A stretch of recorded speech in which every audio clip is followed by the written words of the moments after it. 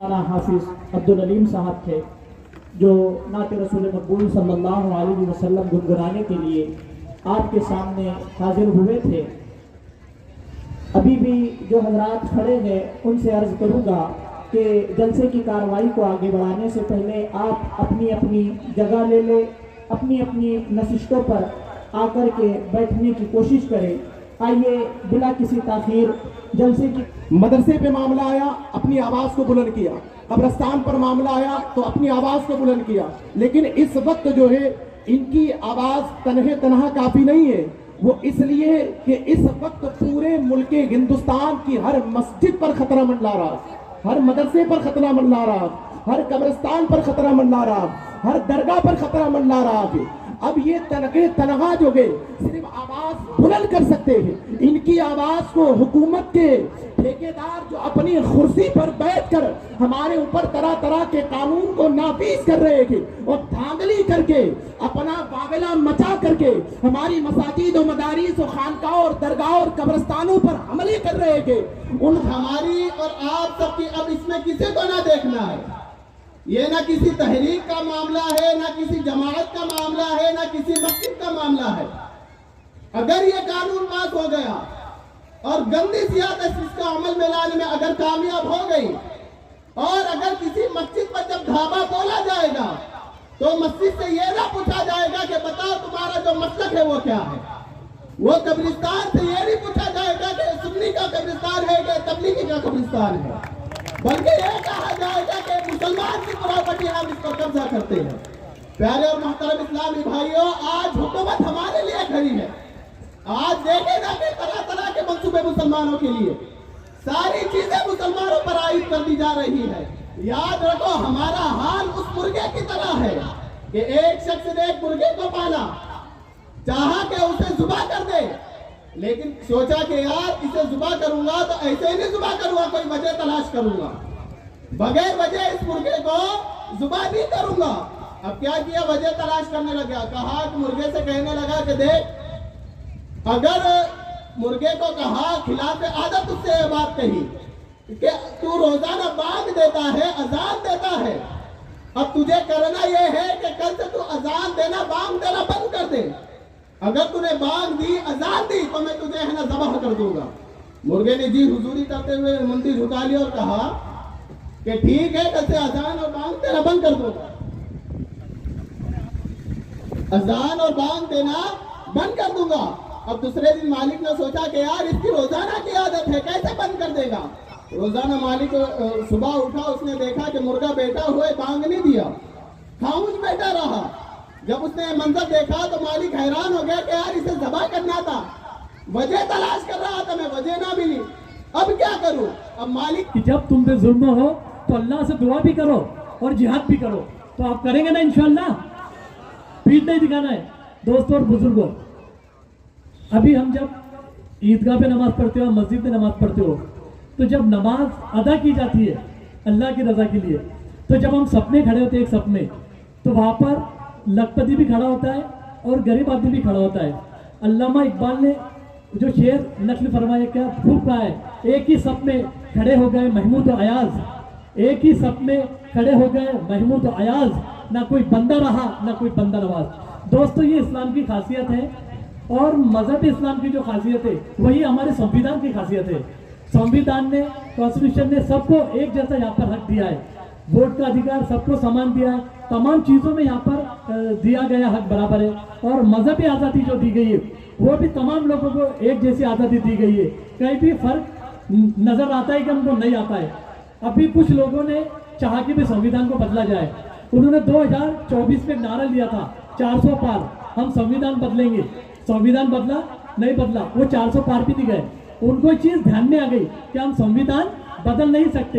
अब डायरेक्ट अगर हम संविधान पे हमला करेंगे तो जितने भी भारतीय, चाहे वो हिंदू हो, मुसलमान हो, सिख हो, ईसाई हो, पारसी हो, जैन हो, तमाम के तमाम लोग हमारी मुखालिफत करेंगे और हम संविधान बदल नहीं पाएंगे। फिर उन्होंने क्या दिमाग लगाया, एक एक चीज को टारगेट करते गए।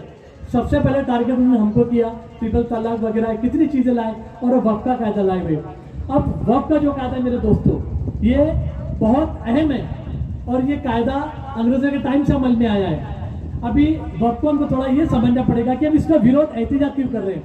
अभी आपके सामने एक बात मैं रखूंगा कि पहले के जो बादशाह लोग गुजरे हैं, बराबर है ना, हमने कितने 700 साल 750 साल या हुकूमत की है, बराबर है। ये सवाल सुप्रीम कोर्ट उनसे पूछ रही है, इसलिए नहीं हो सकता पास कभी भी इंशाअल्लाह। और अगर खुदा न खास्ता हो गया मेरे भाइयों, आज यही समझाने आए हैं, इस लड़ाई के अंदर हम अकेले नहीं हैं। इस लड़ाई के अंदर इस मुल्क के मेजॉरिटी हिंदू समाज आपके साथ में दोस्तों।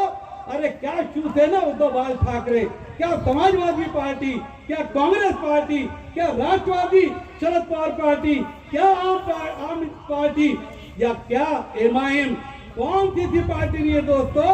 232 खासदारों में आपके 17 है और बाकी हिंदू आपके लिए लड़ रहे। इनके मुंह पे बहुत बड़ा तमाचा है दोस्तों।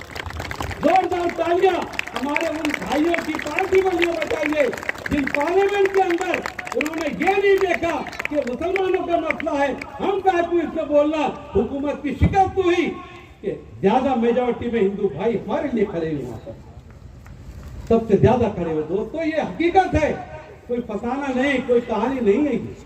इस मुल्क का ये दस्तूर ये आपको बताता है, इसलिए हिंदू मुस्लिम का नहीं है, समझ के चलिए। आप ये कोशिश कर रहे थे कि 2 हिंदू देंगे, मुसलमान विरोध करेंगे, हिंदुओं को बुरा लगेगा, नहीं। बल्कि उन्होंने भी कहा कि जिस चीज की मालूमात जिसको है, दस्तूर जब कहता है कि जिसके मजहब का अदारा है, जिसके धर्म की तोहफा है, उसी के धर्म के लोग उसको चलाएंगे, तो फिर ये कौन सा कानून बना रहे हैं। अरे पार्लियामेंट के अंदर इतना बड़ा कानून बना, बरसों तुमने स्टडी की, सैकड़ों पेजेस उसके ऊपर लिखे, करोड़ों रुपया खर्च करके बड़े बड़े ब्रेन हायर करे। आपने जब इसको नाफिज किया, पास किया, तो 5 पिटीशन हमारे बुजुर्गों ने दाखिल की, बाकी पिटीशन को उन्होंने कबूल किया, लेकिन क्लब करके 5 कलीदी पिटीशन रखी। सुप्रीम कोर्ट ने क्या गलती करी, इतना ही पूछ लिया वो मेहता से जो सॉलिसिटर है कि बोले भैया तुम अगर वक्फ बोर्ड के अंदर 2 गैर मुस्लिम हिंदू भाइयों को दे रहे हो, तो क्या 2 मुसलमान भाई मंदिर बोर्ड में लेंगे। बोले मेरे को मुद्दा तो मेरे को भी समझ नहीं रहा। हाय हाय, करोड़ों रुपए कमा रहे, समझ नहीं रहा बेटा। मुझे मुद्दा तो बोले पूछ के बोलूंगा। भाप लिया उन्होंने कि हमारे मिश्रा साहब जो आज चीफ जस्टिस ऑफ इंडिया, उन्होंने जो सवाल पूछा उनको समझ गया कि इनके दिल में क्या है। ये पहली मर्तबा हुकूमत की नाकामी है कि आप जब प्रॉपर्टी का झगड़ा होता है तो एक तरफा फैसला ना हो, इसलिए सामने वाला फरीक कैबिनेट डालता है। हिंदुस्तान की तारीख के अंदर पहली मर्तबा मरकजी हुकूमत ने पार्लियामेंट में पास किए कायदे के बारे में कैबिनेट दाखिल करा, ये उनकी सबसे बड़ी हार है। समझ गया उनको कि क्या होने वाला। इसलिए हमारी भी सुनो, दुआ कीजिए, कल 5 तारीख है इंशाअल्लाह कुछ का कोई रिजल्ट आएगा। अल्लाह की जात से उम्मीद है हमको। और मेरे बुजुर्ग और भाइयों, बहुत सारी चीजें शरीयत में इंटरफेरेंस है। ये जो अलीउल औलाद का जो कानून है, खवातीन को हक देने की बात कर रहे हैं, उसके अंदर उनको नहीं मालूम कि शरीयत में खवातीन का हक क्या क्या है। एक बेटी बाप की हिस्सेदार होती है, एक बीवी शोहर की हिस्सेदार होती है, एक बहन एक भाई के अंदर हिस्सेदार होती है। अरे तुमने किसको कुछ दिया ही नहीं तो तुमको क्या मालूम। तो इसलिए आप उसके अंदर शरीयत में इंटरफेयर कर रहे हो, आपको समझ नहीं रहा है। अजीब और गरीब किस्म की बातें चल रही है।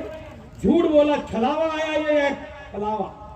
बहुत गरीबों की फिक्र हो गई, मुसलमानों की बहुत फिक्र हो गई। सौगात मोदी भी बटी, पता नहीं इतनी मोहब्बत अल्लाह ने कहां से दिल में लाया। 1 महीने पहले तो मंगलसूत्र चल रहा था, जमीन चल रही थी, 2 भैंस में से 1 भैंस गायब थी, पता नहीं क्या क्या चल रहा था। और उसके बाद में फिर खैरात लगी बटने और आया सामने कि हम मोदी सौगात लेकर आए। इतनी फिक्र लग गई, अल्लाह सच्ची भी उनके दिल में फिक्र डाल दी। अरे कहो आमीन, क्योंकि अल्लाह ताला कब किसको पलटे कोई भरोसा नहीं है। अरे कुर्सी के भूखे लोग वोट मांगने के लिए तुम्हारे पाँव भी पड़ लेते दोस्तों, आपको जबरदस्ती पैसे भी देकर जाते हैं, तो कोई भरोसा नहीं कब पलट जाए। इन्होंने जिस तरीके से ये एक्ट बनाया, ये टोटल दस्तूर के खिलाफ है। दस्तूर के खिलाफ होने की वजह से अल्लाह ने चाहा तो सुप्रीम कोर्ट के अंदर ये नहीं टिकेगा। क्या गुस्सा आया धनखड़ साहब को? पेपरों में पढ़ा आपने? वो दुबे है, उसको क्या गुस्सा आया? अरे बोले हम पार्लियामेंट में कानून बनाते हैं और ये क्या सुपर पार्लियामेंट है क्या सुप्रीम कोर्ट? दुबे बोलता अरे तुमको हमने अपॉइंटमेंट दिया है और तुम हमको सिखा रहे। जस्टिस मिश्रा ने बहुत प्यारा जवाब दिया दोस्तों, उनके लिए जोरदार ताली बजाना। उन्होंने क्या कहा? ठहरो, बात पूरी हो तो फिर ताली बजाना।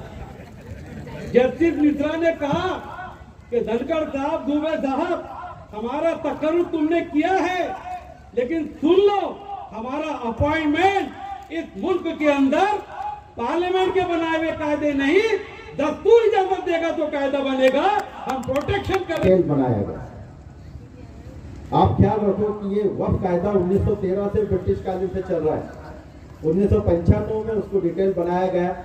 उसके बाद और कुछ ऐसी चीजें सामने आई कि जिसकी वजह से उस 1985 के कायदे में तरमीम की गई 2013 में, और 2013 का अधिनियम लगा के ये 85 का एक्ट चलता रहा।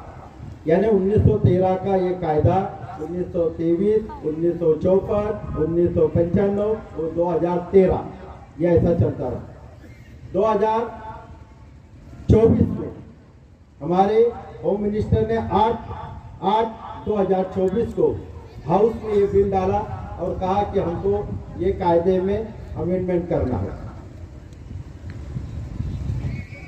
अमेंडमेंट के लिए उसने वजह बताई कि ये कायदे का मिसयूज हो रहा है, ये कायदे की जमीनें मुतवल्ली खा ले रहे हैं, ये कायदे में जो बेवा यतीम है उनको हक नहीं पहुंच रहा, इसके लिए हम ये कायदे में तरमीम कर रहे हैं। देखो दोस्तों, हमको समझना पड़ेगा, कायदा बनाने वाला कायदा मंडल, यानी आपने देखा अभी वो जो जोर से बोल रहे हैं कि कायदा जो बन गया लोकसभा राज्यसभा में उसको सुप्रीम कोर्ट भी बदला नहीं सकती, ये उनके सेंटेंस है, ये उन्होंने धमकी भी दी थी सुप्रीम कोर्ट को। तो कायदे मंडल वो बोल रहा है कि ये कायदा बन गया, जब 1913 से लेके कायदा बना है तो आप उसमें तरमीम कर रहे हैं, लेकिन आप उसको टोटल बदल कर रहे हैं, ये किसने आपको हक दिया? तो इस तरीके से इन्होंने वो कायदे में पूरे तौर पे बदल के इख्तियार में अल्लाह ने इस दुनिया में बतौर असबाब के हमें जो है असबाब इख्तियार करने का मुकल्लफ बनाया है। हाँ, फैसले अल्लाह की जात की तरफ से आते हैं। और याद रखो, हर लड़ाई जो लड़ाई लड़ी जाती है वो इस बात के लिए नहीं कि पहले से नतीजा मुंतखब कर ले कि हम हारेंगे या जीतेंगे। हाँ, कहने वाले ने कहा है कि लड़ाई लड़ने से पहले ये नहीं देखना चाहिए कि हम हारेंगे या जीते, बल्कि कुछ लड़ाइयाँ ऐसी होती है वो इस बात के लिए लड़ी जाती है ताकि जालिम को ये बात दिखाया जा सके, उन लोगों को ये बात दिखाई जा सके जिनको आज अपनी ताकत का नशा है, जिनको आज अपनी हुकूमत का नशा है, जिनको आज अपनी अक्सरियत का नशा है, उनके सामने इस उम्मीद के साथ लड़ाया जा सके, उनको दिखाया जा सके कि तुमसे लड़ने वाला भी कोई है। उनको ये दिखाना है।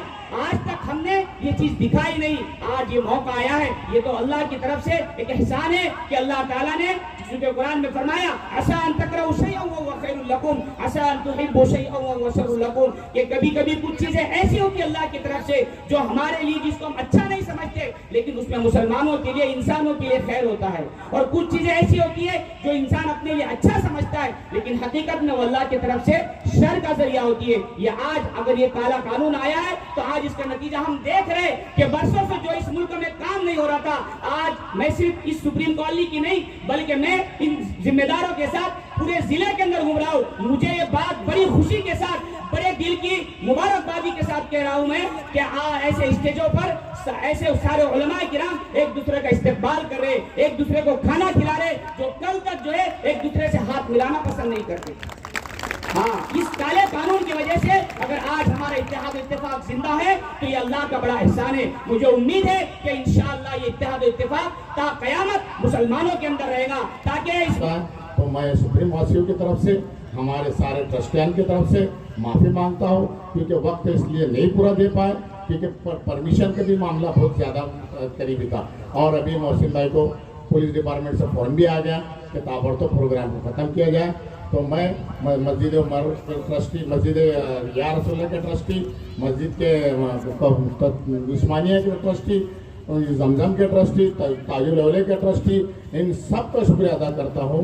आए हुए मुकर्ररीन का भी शुक्रिया अदा करता हूँ। और हमारे पीछे स्टेज पे जो उलमा हमारे लिए वक्त निकाल कर बैठे हैं, एक अच्छा मैसेज दिए, तहे दिल से सारे मुस्लिम कौम की तरफ से इनका शुक्रिया अदा करता हूँ। और हम सब का, हम आपका, हमारी माओ बहनों का तहे दिल से शुक्रिया अदा करता हूँ।